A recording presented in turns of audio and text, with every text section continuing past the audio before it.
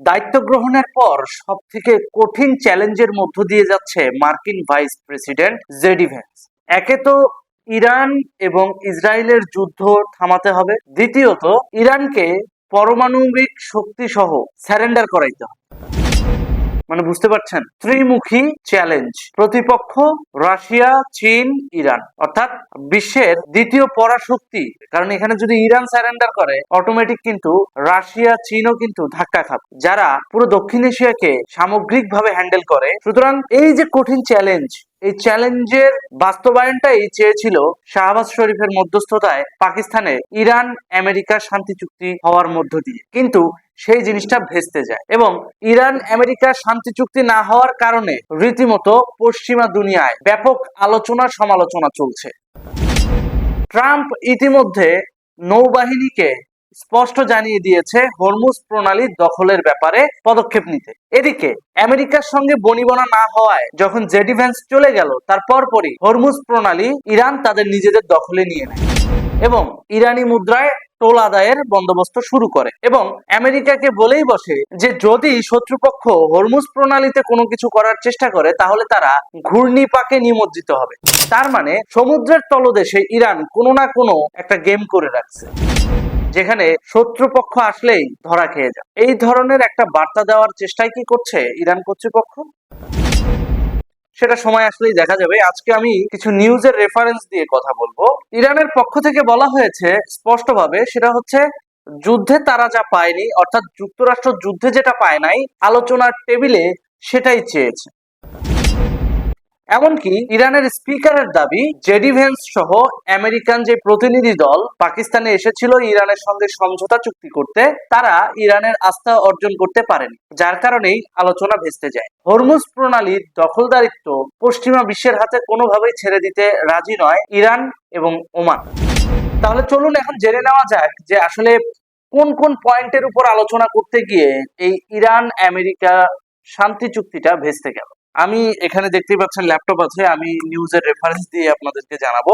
গণমাধ্যমের বরাতে যেটা জানা গেল সেটা হচ্ছে পাকিস্তানের রাজধানী ইসলামাবাদে অনুষ্ঠিত যুক্তরাষ্ট্রের ইরানের উচ্চ পর্যায়ের আলোচনা শেষ পর্যন্ত কোনো চুক্তি ছাড়াই ভেস্তে গেছে।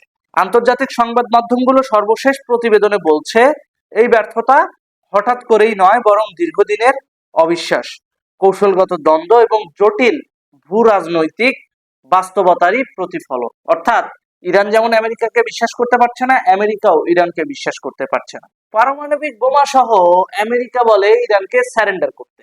ইরানের কথা হচ্ছে যে তোমরা আমাদের পারমাণবিক বোমা আছে কি নাই শুধুমাত্র সন্দেহের বশে তাতেই তোমরা যা শুরু করছো, যা অত্যাচার করতেছো, প্রকৃতপক্ষে যদি থাইকাও থাকে এবং সেটা যদি স্যারেন্ডারও করা হয়, তখন কি মুসলিম এই দেশটাকে ছেড়ে দিবা? দেবে না তো। কারণ নেতানিয়াহু অর্থাৎ ইসরায়েলের প্রেসিডেন্ট ও তো যুদ্ধবাজ। তো এখানে আরো লেখা আছে, অর্থাৎ গণমাধ্যমের বরাত অনুযায়ী আমি যেটা জানতে পারলাম সেটা হচ্ছে দ্য গার্ডিয়ান ও আল জাজিরা বলছে আলোচনার কেন্দ্রে ছিল ইরানের পারমাণবিক কর্মসূচি।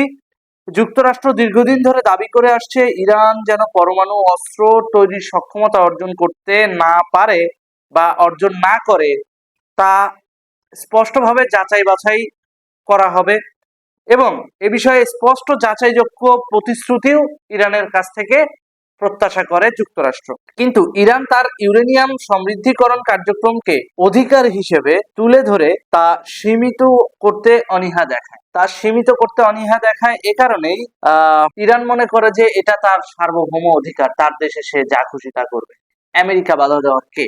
এখন এই ইস্যুতে আলোচনায় সবচেয়ে বড় অচল অবস্থা তৈরি হয়েছে, যার ভিকটিম পুরো বিশ্ববাসী। এবং একই সঙ্গে অর্থনৈতিক প্রশ্ন আলোচনাকে জটিল করে তোলে। ইরান চেয়েছিল বিদেশে জব্দ থাকা তাদের বিপুল পরিমাণ সম্পদ মুক্ত করা হোক এবং যুক্তরাষ্ট্রের আরোপিত নিষেধাজ্ঞা তুলে নেওয়া হোক। অর্থাৎ যুক্তরাষ্ট্র স্যাংশন দিয়ে রাখছে ইরানকে, ঠিক যেভাবে রাশিয়াকে দিয়ে রাখছে, এবং ইরানের কিছু সম্পদ যেটা যুক্তরাষ্ট্রে ফেডারেল ব্যাংকে জমা আছে, সেই সম্পদ ইরান ফেরত চাইছে। ইরানকে সেই সম্পদ ফেরত দেবে না যুক্তরাষ্ট্র, এটাও আলোচনায় উঠে আসে। তুমি ইরানের সম্পদ নিয়ে রাখবা, ইরানের সম্পদ ফেরত দিবা না, ইরান তোমার সাথে শান্তি চুক্তি করবে, এটা ভাবাও তো এক ধরনের বোকামি। জোর করে হলেও করতে হবে, করবি না কে, দাদাগিরি, ব্যাপারটা এরকম। তো যাই হোক, এটা ইরানের মন্তব্য, আমার মন্তব্য না। ইরান ভাবছে যে ইউএস এর দাদাগিরি থাকা উচিত না। অন্যদিকে যুক্তরাষ্ট্র এসব বিষয়ে ধাপে ধাপে অগ্রসর হওয়ার কথা বললেও তাৎক্ষণিক ছাড় দিতে রাজি হয়নি। ওই যে যেটা বললাম, ফলে দুই পক্ষের অবস্থান আরো দূরে সরে যায় বলে জানিয়েছে the Washington post, Reuters. The guardian জানিয়েছে আলোচনায় আরেকটি গুরুত্বপূর্ণ বিষয় ছিল হরমুজ প্রণালীর নিয়ন্ত্রণ ও নিরাপত্তা ব্যবস্থা।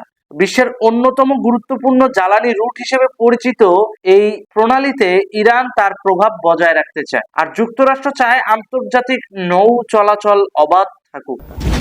এই দ্বন্দ্ব কেবল দ্বিপক্ষীয় নয় এবং বৈশ্বিক অর্থনীতির সঙ্গেও সরাসরি যুক্ত, ফলে সমঝোতা আরো কঠিন হয়ে পড়ে।